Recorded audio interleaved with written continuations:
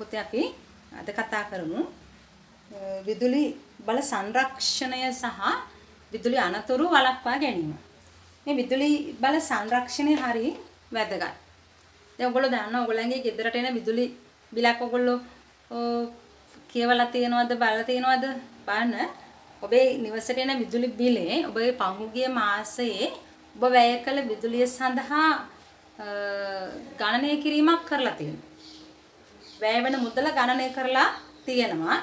ඊට පස්සේ යටින් තියෙනවා විදුලි බිලේ මෙන්න මේ මුදල තමයි ඔබගෙන් අය කරන්නේ. මෙන්න මේ මුදල ඔබ වෙනුවෙන් රජයේ දරන පිරිවැය කියලා. එතකොට අපේ විදුලි බිලෙන් වැඩි ප්‍රමාණයක් දරන්නේ රජයේ මගින්. හැබැයි මේ රජයේ මගින් දරුවට මේ රජයේ මගින් දරන්නේ පුතේ අපේම සල්ලි. අපේ බදු මුදල් වලින් ලබා ගන්නා සල්ලි තමයි රජය දරන්නේ. රජයට නැත්නම් වෙනම සල්ලි ලැබෙන්නේ නැහැ. එහෙමනම් හරි ඔබට පැහැදිලි ඔබ මාසයකට වැය කරන විදුලි බිල කොච්චර ප්‍රමාණයක් වෙනවද කියලා. ඉතින් අපි ජනගහනයේ වේගයෙන් වැඩිවීමත් එක්කම වර්තමානයේ විදුලි පරිභෝජනයත් ගොඩාක් ඉහළ ගිහිල්ලා. ඒ වගේම අපේ කාලය අපි කාර්යබහුල තරඟකාරී ජීවිතයකට අවතීර්ණ වෙලා තියෙන නිසා අපිට කාලය හරි වැදගත් වෙලා තියෙනවා. කාලය දවසේ වැඩ ටික ඉවර කරගන්න කාලය මදි. ඒ නිසාමත් විදුලි පරිභෝජනයේට පෙළඹිලා වැඩි. දැන් ගොඩක් දෙනෙක් දරලිපෙන් උයන්නේ නැහැ. නේ? එකක් දැලි ගෑවෙනවා වෙලා යනවා පත්තු කරගන්න අමාරු වෙනවා. ඉතින් ওই නිසා. ඒ විදිහට රෙදි අයන් කරන පොල් කටු අඟුරු යොදාගත්ත අයන් එකක් තමයි ඉස්සර තිබුණේ. දැන් අපි ඉස්කෝලේ යන කාලේ පාවිච්චි කළේ එවැනි අයන් එකක්. අද කවුරුවක්වත් එහෙම අයන් එකක් භාවිතා කරන්නේ නැහැ. අද විදුලියෙන් ක්‍රියාත්මක වෙන උපකරණ භාවිතා කරන්නේ. ඉතින් මේ විදිහට ඊළඟට දැන් හැම නිවසකම ආහාර කල් තබා ගන්න උපකරණයක ශීතකරණයක් තියෙනවා. ඊළඟට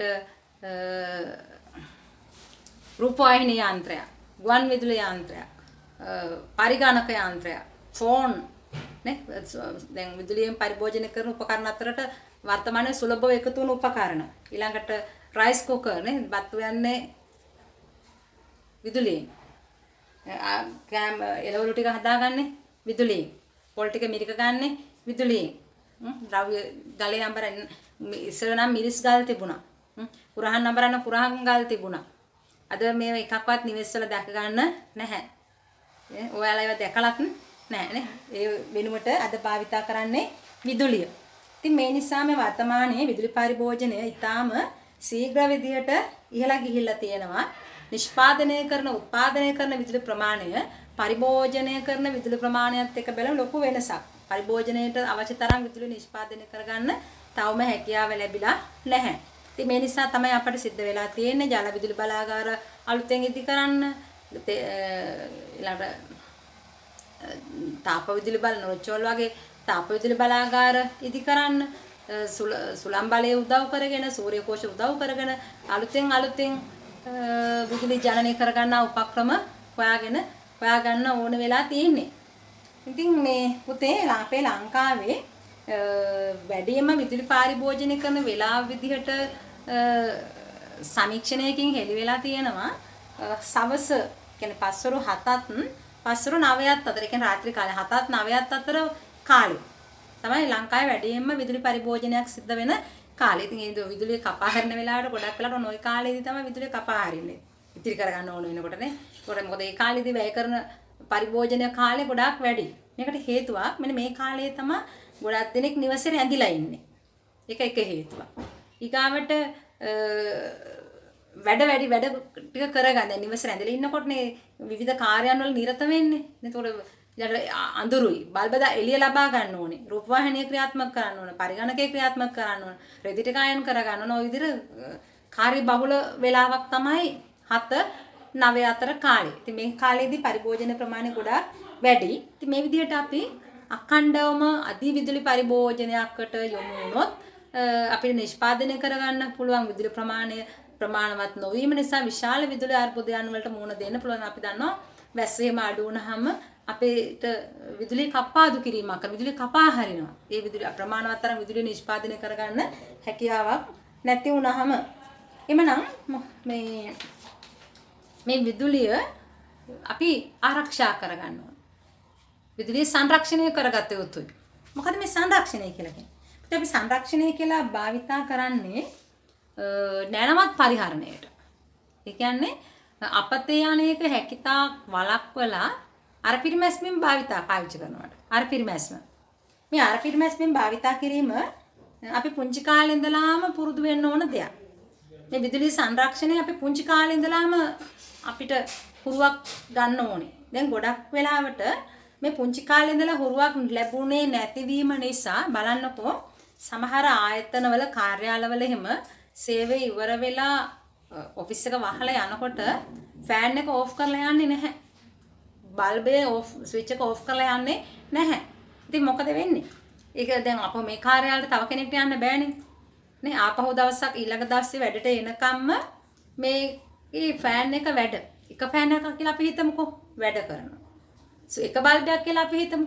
බල්බේ වැඩ කරනවා. නේ සෙනසුරාදා ඉඳලා නිවාඩු දවස් දෙකකට ආවොත් සඳුදා ආපහු වෙනකම්ම අර පැය කීයක්ද? දවසකට නම් 24යි දවස් එතකොට 3ක් නේ දවස් දෙක පැය දවස් දෙකමාරක් ගෙවිලා යනවා. විශාල වේලාව එක බල්බයක්. එක බල්බේදී එහෙම වෙන්නේ නෑ නේද? ඔව් අපි එහෙම හොයලා බැලුවොත් සෑහෙන්න මේ විදුලි අපතයන් සිදු වෙනවා අනවශ්‍ය විදිහට අපේ පුරුදු නොමැතිකම නිසා. කාර්යාලයේ විදුලිය අර පිරිමැස්මට පෙළඹෙන්නේ නැහැ. ගෙදර විදුලිය අර පිරිමැස්මෙන් භාවිතා නොකළ කෙනෙක්. ඒ නිසා හරි වැදගත් වෙනවා අපේ ගෙදර තමයි මේ අර පිරිමැස්ම පටන් ගන්න ඕන. නාස්තිය වළක්වන එක පටන් ගන්න ඕන අපේ නිවසේ. කුඩා ඒකකයේ නිවසනේ. නිවසේදී උරුණු කෙනෙක් කාර්යාලයේදී විදුලිය නාස්ති කරන්නේ නැහැ. අනවශ්‍ය වෙලාවට ෆෑන් දාගන්නේ නැහැ. AC එක ක්‍රියාත්මක කරන්නේ නැහැ. එළිය ලබා ගන්න උත්සාහ කරන්නේ නැහැ. ඒ නිසා විදුලිය අර පිරිමැස්ම නැත්නම් නාස්තිය වළක්වා ගැනීම පුරුදු වෙන්න ඕන අපි කුඩා කාලේ ඉඳලා අපේ නිවසේ ඉඳලා. බලන්නකො අපේ නිවසේ විදුලිය අර පිරිමැස්මෙන් භාවිතා වෙනවද කියලා. දැන් සමහර වෙලාවට බොහෝ නිවෙස්වල මම දන්නවා හවස 6 වෙනකොට ගෙදර තියෙන සියලුම බල්බ ටික දැල්වලා තියෙනවා. ඇයි? ඒක පුරුද්දක් වෙලා. කෙනෙක් හිටියත් නොහිටියත් බල්බේ වැඩ. අපිට ප්‍රයෝජනවත්ද? අපි පුරුදු වෙන්න ඕනේ. එහෙමනම් අපි වැඩ කරන දැන් මොකද අපේ වත්තම ඕනනම් එළිය වෙයි. ගේ ඕනනම් එළිය වැටේ. නේ අපි නැතිනම් එළිය එතන අපි නොහිටින වෙලාවක එළිය තිබුණායි කියලා ප්‍රයෝජනයක් වෙන්නේ නැහැ. ඉතින් එහෙනම් අපි පුරුදු වෙන්න ඕන අපේ නිවසෙන් මේ විදුලිය නාස්ති කරන එක වළක්වා ගන්න. අනවශ්‍ය තැන්වල අනවශ්‍ය විදුලි පහන් හැම විටම නිවා දැමීමට ඔබ පුරුදු වෙන්න. එතකොට ඔබේ ගෙදර විදුලි බිල අඩු වෙනවා. ඒ වගේම මේ පුතේ මේ විදුලිය පාවිච්චි කරද්දී දැන් අපේ ගෙදර ගොඩක් වෙලාවට මේ විදුලි එළිය ලබා ගන්නනේ පාවිච්චි කරන්නේ. මේ විදුලි බල්බ තියෙනවා වර්ග කීපයක්. එකක් තමයි කහ පාට එළියක් ලැබෙන බල්බ වීදුරුවක් ඇතුලේ තියෙන බල්බයක් තියෙන්නේ. මේකට අපි කියන්නේ සූත්‍රිකා බල්බ කියලා. මේ බල්බ වෙන්නේ මේ වගේ. එම වීදුරු බුබුලක් ඇතුලේ මෙන්න මේ විදිහට දාලා ඔන්න වගේ කොප්පුවක් එක්ක සවි කරලා තියෙනවා. බල්බයක් මෙන්න මේක ඇතුලේ විදුලි කූරක් වගේ ඔහම තියෙනවා. කූරු දෙකක් ඔන්න ඔය දෙක අතරේ චූටි කෙන්දක් තමයි රඳවලා තියෙන්නේ. කෙන්දක්. මේකට අපි කියනවා සූත්‍රිකා බල්බ.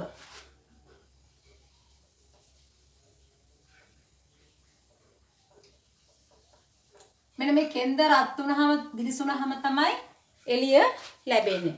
මේ සූත්‍රිකා බල්බයක් මේ කෙන්ද රත් වෙනකොට පුතේ මේක වටේ හරියට රස්නේ ගොඩාක් රත් වෙනවා. ඒකට මේ ලැබෙන විදුලියෙන් විශාල ප්‍රමාණයක් මේ කම්බි කෑල්ල රත් කර ගැනීම සඳහා වැය වෙනවා. ඉතින් මේ සූත්‍රිකා බල්බ බොහොම විදුලි නාස්ති කරන උපාංගයක්. ඉතින් මේ නිසා අපි පුරුදු වෙන්න ඕන විදුලිය සංරක්ෂණය කරගනිද්දී මාරු වෙන්න. මේ සූත්‍රිකා බල්බ වෙනුවට දැන් අලුතෙන් වෙළඳපොලේ තියෙනවා අලුතෙන් හඳුන්වලා දීලා තියෙනවා CFL බල්බ. ඊළඟට LED බල්බ. CFL බල්බ සහ LED බල්බ. පුතේ මේ සූත්‍රිකා බල්බයකින් අපි හිතමු වොට් 100ක් ගහලා තියෙන වොට් අකුරෙන් ගහලා තියෙනව නේද බල්බ වල එළිය ලබා දෙන ප්‍රමාණය. මේ වොට් 100ක් තියෙන බල්බයකින් ලබා දෙන එළිය මේ CFL බල්බයකින් හෝ මේ වොට් 20ක් තියෙන බල්බයකින් ලබා ගන්න පුළුවන්. එතකොට බලන්න අපේ ගෙදර LED බල්බයකුයි CFL බල්බයකුයි දෙකකට මාරු වෙනකොට අපි කලින් පාවිච්චි කළේ සූත්‍රිකා බල්බයක් LED බල්බයකට නැත්නම් CFL බල්බයකට මාරු වෙනකොට වොට් 100ක් වැය කළාම ලැබුණේ 20ක්. ඒතර 80ක්ම අපතේ ගිහිල්ලා. වොට් 100ෙන් කරපු කාර්යය වොට් 20ෙන් කරගන්න පුළුවන්. එහෙනම් එක තත්පරයකදී වොට් 80ක් මේ දාලා තියෙන තත්පරයකට වැය කරන ජූල් ප්‍රමාණය එක තත්පරයකදී වොට් 80ක් නිකම්ම ගිහිල්ලා තියෙනවා සූත්‍රිකා බල්බයක් තිබ්බහම. LED බල්බයක් තිබුණා මේ 80 ඉතිරි වෙනවා. එහෙනම් අපිට පුළුවන් වැඩි කාර්යක්ෂමතාවයක් තියෙන විදුලි බිල අඩු කරන අඩු විදුලි ප්‍රමාණය වැය කරන දීර්ඝ කාලයක් පාවිච්චි කරන්න පුළුවන් CFL හෝ LED බල්බ වලට මාරු වෙන්න සූත්‍රිකා බල්බය අයින් කරලා මේක භාවිතයට ගැනීම. හැබැයි ඔයාලට කියාවි සූත්‍රිකා බල්බය වෙළඳපොලේ මිල අඩුයි මේ බල්බ වෙළඳපොලේ මිල වැඩි. සාමාන්‍ය සූත්‍රිකා බල්බයක් නම් රුපියල් 100ක් වගේ මුදලකට ගන්න පුළුවන්. හැබැයි CFL බල්බයක් මුගක් වෙලාට රුපියල් 500ත් 900ත් අතර වගේ ප්‍රමාණයක වෙළඳ නාම අනුව එකට වෙනස් වෙනවා. ප්‍රමාණයකට මිලදී ගන්න පුළුවන්. හැබැයි ඉතින් අපි මිලදී ගන්න මේ CFL බල්බය හොඳ ප්‍රමිතියකින් යුක්ත එකක්ද කියලා සැලකිලිමත් වෙන්න ඕනේ. එහෙම නැත්නම් ඔය රුපියල් 100ට එහෙමත් හදපු මේ CFL තියෙනවා. ඒ වයින් අරතරන් කාර්යයක් සිද්ධ වෙන්නේ නැහැ.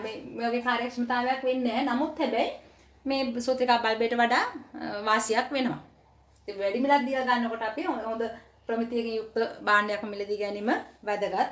මේ වැය කරන මුදල මාසයක් දෙකක් යනකොටම අපට ආපහු ලැබෙනවා විදුලි බිලෙන්. අපි වැය වෙන විදුලි ඒකක ගණන බොහොම ඉක්මනින් අඩු වෙනවා. එහෙමනම් ඉතින් තව එකක් තමයි මේ දැන් අපි වැඩිපුරම මේ CFL භාවිතයත් දැන් ටිකක් අඩු වෙගෙන යනවා. ඒකට හේතුවක් තියෙනවා. මේ CFL බල්බය ඇතුලේ දාලා තියෙනවා රසදිය. රසදිය කියලා කියන්නේ බැරලෝහයක් පරිසරයට එකතු වීම අහිතකරයි. අපේ ශරීරවලට එකතු වෙන්න පුළුවන්. ඒ නිසා අපි CFL බල්බ පරිසරයට මුදා හැරීම සුදුසු නැත. පාවිච්චි කරලා ඉවරලා මේවා ප්‍රතිචක්‍රීකරණය කරන තැනකට අපේ මේ ඉලෙක්ට්‍රොනික උපාංග එහෙමයි. ගොඩක් කැඩුණු ඒවා පරිසරයට එකතු කරන එක හානි කරයි. ඔය බැරලෝහ තියෙනවා මේවා අපි එකතු කරන තැනකට ගිහිල්ලා නිවැරදි විදිහට බැහැර කිරීම කළ යුතුයි. එහෙම නොවුනොත් මේවායිනුත් අපිට විස එකතු වෙනවා. CFL බල්බ වලටත් වඩා එහෙමනම් LED බල්බ වලින් සිදුවන පරිසර හානිය අඩුයි. ඉතින් අද වෙළඳපොලේ CFL බල්බ බොහොම අඩුයි. වැඩිපුරම දකින්න තියෙන්නේ මේ LED බල්බ. එහෙනම් කාර්යක්ෂම විදුලි බිල භාවිතා කිරීම තුළින් විදුලිය අපතේ යන එක වළක්ව ගන්න පුළුවන්. ඒ විතරක් නෙවෙයි පුතේ අපිට අපේ ගෙදර විදුලි බිල අඩු කරගන්න මේ පුංචි කාලේ ඉඳලා හුරු වෙන එක හරි වටිනවා. තව ක්‍රම ගොඩාක් තියෙනවා ඔබට වළක්ව කරන්න පුළුවන්. ඔබට පුළුවන් භාවිතා නොකරන අවස්ථාවන් වල තියෙන විදුලි උපාංග ක්‍රියා විරහිත කරලා තියන්න. දැන් සමහර වෙලාවට ගෙවල් වල ගෙදර කවුරුත් නැහැ. හැබැයි රූපවාහිනී යන්ත්‍රය ක්‍රියාත්මකයි. නේ? ඉතින් විදුලිය නාස්ති වීම. ඉතින් අන්න ඒ විදිහට තමන් කාමරේ කවුරුත් නැත්නම් බල්බයක් දැල්වලා වැඩක් නැහැ. බල්බේ නිවලා තියන්න. කාමරෙන් එළියට යනකොට බල්බේ නිවන්න. ඒකට පුරුදු වෙන්න. එළියේ තියෙන බල්බත් එහෙමයි. අපි නැති තැනක බල්බයක් අපි ප්‍රයෝජනයක් ගන්න නැත්නම් බල්බයක්වත් රූපවාහිනී යන්ත්‍රයක්වත් කැසට් එකවත් මොනවත් ප්‍රයෝජනයක් නොගෙන ක්‍රියාත්මක වෙනවා නම් ඒ හැම වෙලාවකම මොකද වෙන්නේ? විදුලිය වැය වෙනවා. අන්න ඒකට හුරු වෙන්න. ඊළඟට අපි නොසිතවන අපි හිතුවේ නැති වුණාට දැන් අපේ ගෙදර ටීවී එක ඊළඟට පරිගණකය ජංගම දුරකථනය ඔය charge කරන්න ගහනවනේ charger වලට. ඉතින් charge කරලා ඉවරලා උපකරණය අයින් කරලා අපි switch එක off කරන්නේ නැහැ. අර මේ උපකරණය අයින් ඉවත් වුනහම විදුලිය වැය වෙන්නේ නැහැනේ කියලා හිතාගෙන ඉන්නවා. ඒ වුණාට පුතේ එතනත් කුඩා විදුලි ප්‍රමාණයක් වැය වෙනවා. මේ විදුලි ප්‍රමාණය මාසයේ අන්තිම වෙනකොට ලොකු විදුලි ඒකකයක් විදුලි ප්‍රමාණයක් බවට පත් වෙනවා. මෙහෙම හිතන්නකෝ. ඔයාලගේ ටැංකියේ සිදුරක් තියෙනවා. වතුර පුරවලා තියෙන ටැංකියේ සිදුරක් තියෙනවා. මේ ටැංකියෙන් වරකට වැටෙන්නේ වතුර බිඳුවයි. ඉතින් ඒක අපි නොසලකා හරිනවනේ. ඔය වතුර බිඳුව භාජනයක් තෙල එකතු කරලා බලන්නකො පැයක් විතර යනකොට කොච්චරද කියලා. එතකොට මේක වතුර ලීටරයක් විතර වෙනවා. විදිහට මාසයක් එකතු කරලා බැලුවොත් ඉතා විශාල වතුර ප්‍රමාණයක්. ඒ කියන්නේ අපි බිඳුවයි කියලා නොසලකා හරින විදුලියත් ඒ වගේ තමයි. නේ දීර්ඝ වේලාවක් එහෙම නාස්ති වෙලා යනකොට විශාල විදුලි ප්‍රමාණයක් අපතේ යනවා. අපි නොසලකලිමත් වෙන අවස්ථාවන්. එහෙනම් අපි පුරුදු වෙන්න ඕන ක්‍රියාත්මක නොවන වෙලාවන් වල විදුලිය වැය වෙන එක වළක්වන්න ඕෆ් කරලා තියන්න. ඊළඟට අපේ ගුවන් විදුලි යන්ත්‍රය අපිට සමහර ගෙවල් වල කැසට් එක ප්ලේ වෙනවා මේ අල්ලපු ගෙදර අයට ඉන්න බෑ. ඉතා අධික ශබ්දයකින්. ඒතර ඒක හොඳ නෑ. අපේ කන් වලටත් හානි කරයි අනික් අයටත් කරදරයක්. විදුලියත් වැඩි ප්‍රමාණයක් වැය වෙනවා. අපි ප්‍රමාණවත් ශබ්දයකින් හඩකින් අනවශ්‍ය විදිහට අනවශ්‍ය හඩක් පවත්වා ගැනීම සුදුසු නැහැ. ඒවත් අපි පුරුදු වෙන්න ඕනි. ඊළඟට හුඟක් වෙලාවට මේ දැන් වෙළඳපොලේ තියෙන්නේ ගොඩාක් උපකරණ LED හෝ LCD තිර සහිත උපකරණ. දැන් ඔය ලැප්ටොප් උනත් එහෙමයි. TV උනත් එහෙමයි. ඉතින් මේවා මේ අඩු විදුලි ප්‍රමාණයකින් ක්‍රියාත්මක වන උපකරණ. හැබැයි පුතේ අර දැන් මිට කලින් තිබුණු උපකරණ ප්‍රමාණයෙන් විශාලයි උපාංග වැඩි තාක්ෂණයක් භාවිතා කළ නැහැ. LED උපාංග යොදලා අඩුයි. ඒ වයින් වැය වෙන විදුලි ප්‍රමාණය ගොඩාක් වැඩි. දැන් උදාහරණයක් විදිහට අපේ පරණ විදුලිය ගොඩාක් වැය වෙන ෆ්‍රිජ් එකක් වෙනුවට අලුත් ෆ්‍රිජ් එකක් මිලදී ගත්තත් ඒ යන මුදල ඉතිරි වෙනවා විදුලි බිලෙන්. අලුත් ශීතකරණ වලට වැය වෙන්නේ කුඩා විදුලි ප්‍රමාණයක්. රෙදි සෝදන යන්ත්‍ර වලටත් එහෙමයි. ඉතින් පරණ උපාංග අයින් කරලා අලුත් උපාංගයකට මාරු වෙන එක අර වැඩි මුදලක් දැරුවත් ඒක මුදල ඉතා කෙටි කාලයකදී නැවත සකස් කරගන්න පුළුවන්. ඊළඟට හරි වැදගත් වෙනවා තව එකක් පුතේ අපේ ගෙදර රෙදි අයන් කරනවා. නේ? දැන් කාර්යාල වලට යන අය, පාසල් යන දරුවෝ, ගමන් බිමන් යනකොට අපි රෙදි අය. ඒතර මේ බලන්න ඔය අයන් එකේ ගහලා තියෙනවා වොට් 11500 අතර. විශාල ප්‍රමාණයක්.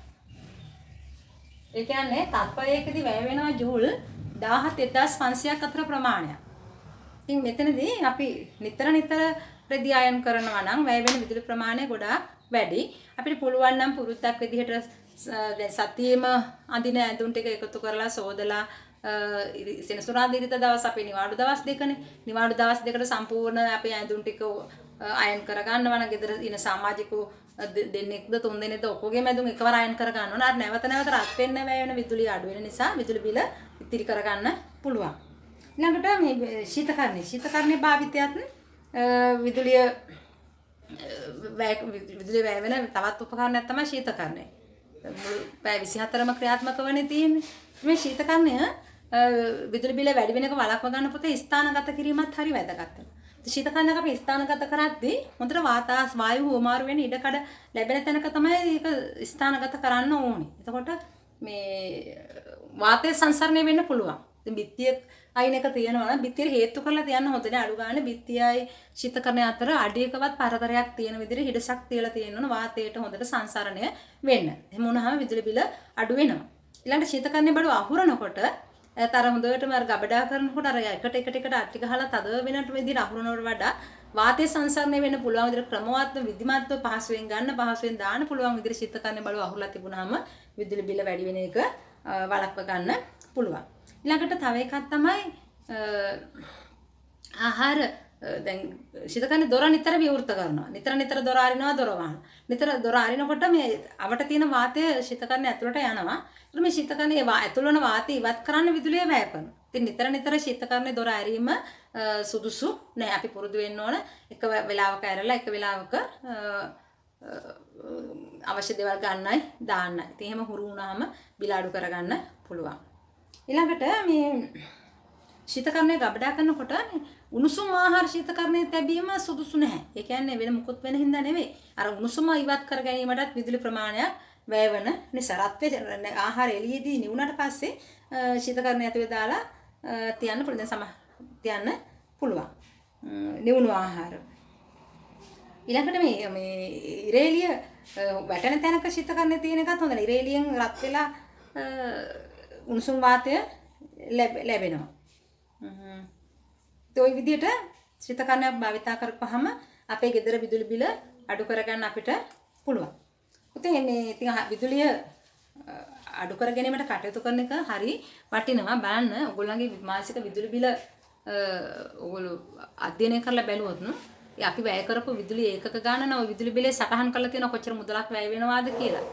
ඉතින් නේ ඊළඟ රජය තමයි මෙන්න මේ මුදල වැය කළේ ඔබට දරන්න තියෙන මේ ප්‍රමාණය කියලා සටහන් කරලා තියෙනවා. හැබැයි රජයේ වැය කරන මුදලත් වැය වෙන්නේ වක්‍රාකාරයෙන් අපෙන්ම තමයි අපෙන් අය කරගන්න බදු මුදල් වලින්. එහෙම වුණොත් අර අපිට නෙවෙයි වගේ දැන්වට ඒවත් අපේ සල්ලි.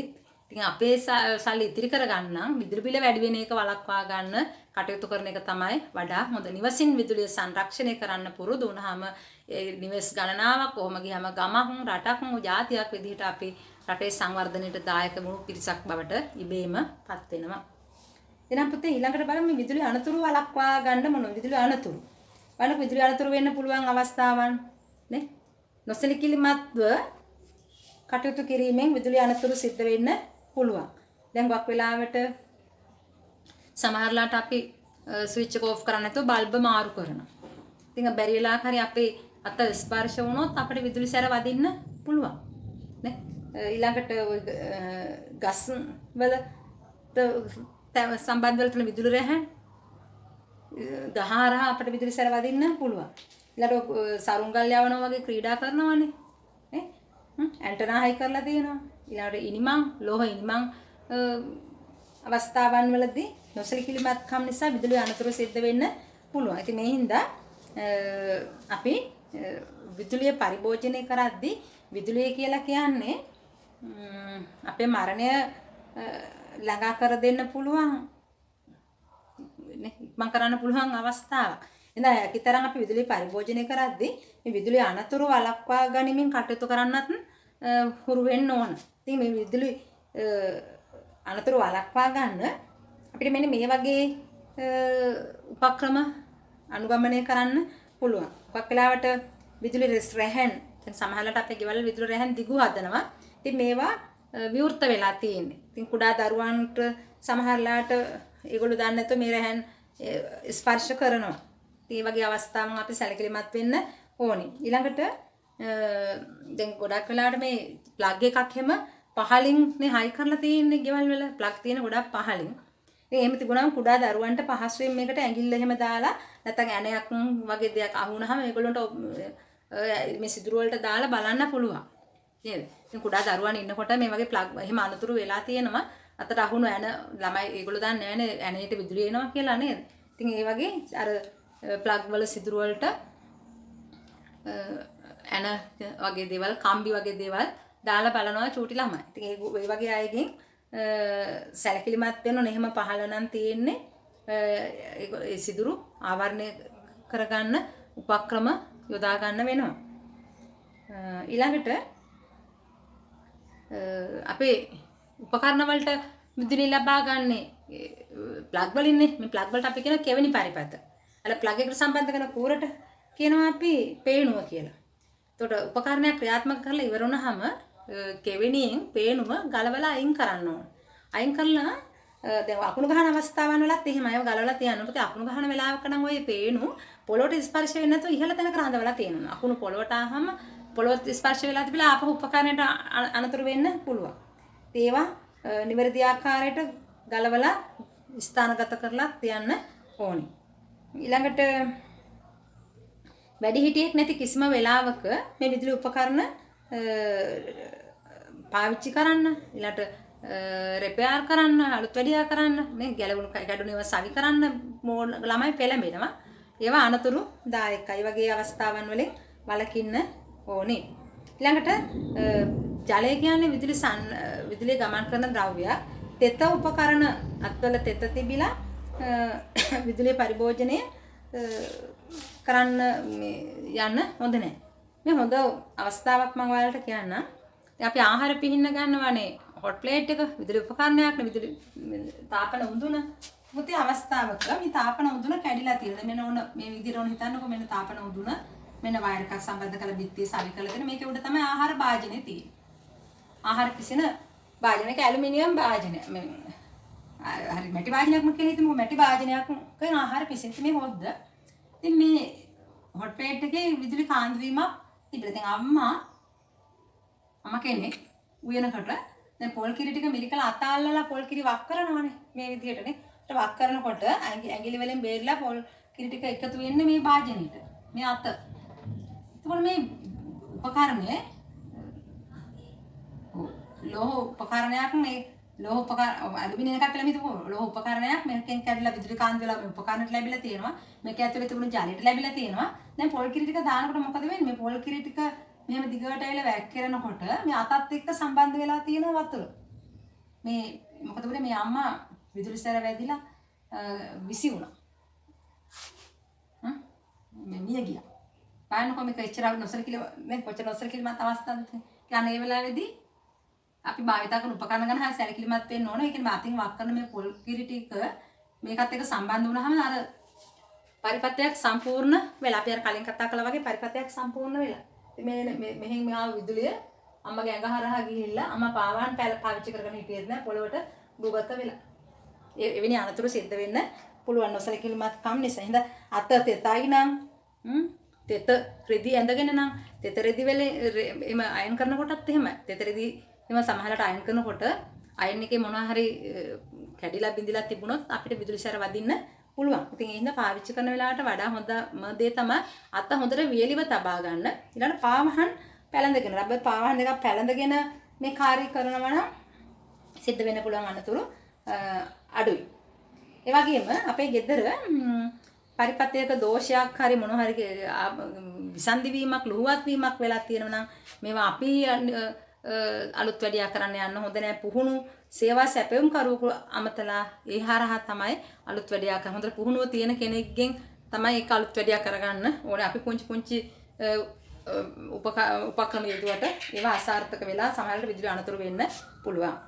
ඊට පස්සේ අපේ ගෙදර තියෙන මේ මේන් ස්විච් එක ටිප් ස්විච් එක ගැන සැලකිලිමත් වෙන්න ඕනේ. මේවා ක්‍රියාත්මක තත්ත්වයේ තියෙනවද කියලාත් හොයලා බලන්න ඕනේ. ඉතින් මාසයකට සැරයක්වත් ටිප් ස්විච් එක බොත්තම ඔබලා බලන්න ක්‍රියාත්මක වෙනවද කියලා. සමහරවිට ටිප් ස්විච් එක තියෙනවා අකුණු සැරක් ආවට ඕෆ් වෙන්නේ නැහැ. ඒක අක්‍රිය වෙලා. එහෙම සැලකිලිමත් වෙන්න ඕනේ. ඊළඟට අකුණු ගහන වෙලාවන් වල දැන් අපි දන්න සමහර ටිප් ස්විච් නම් ඉබේම ඕෆ් වෙනවා. සමහර ඒවා ඕෆ් වෙන්නේ නැහැ. ඒක කොයි හැටි වුණත් ගෙදර තියෙන සියලුම උපාංග විදුලි සම්බන්ධතාවයෙන් අයින් කරලා තියෙන එක වටිනවා. ඒ ඔය විදිහට අපි සැලකිලිමත් වුණොත් අපේ නිවසේ තුලදී අපිට සිද්ධ වෙන්න පුළුවන් විදුලි අනතුරු වළක්වා ගන්න පුළුවන්. ඒ වගේම අර පිරිමැස්පෙන් විදුලිය පරිහරණය කරලා විදුලි බිල අවුඩු කරගන්න පුළුවන්. ඒ වගේම අපිට ජාතික මෙහෙවරකට දායක වෙන්න පුළුවන්. පුංචි කාලේ ඉඳලා අපි මේකට පුරුදු වෙමු. පුතේ අපි ආයෙත් දවසක පාඩමකින් සම්බන්ධ වෙමු. ආයුබෝවන්.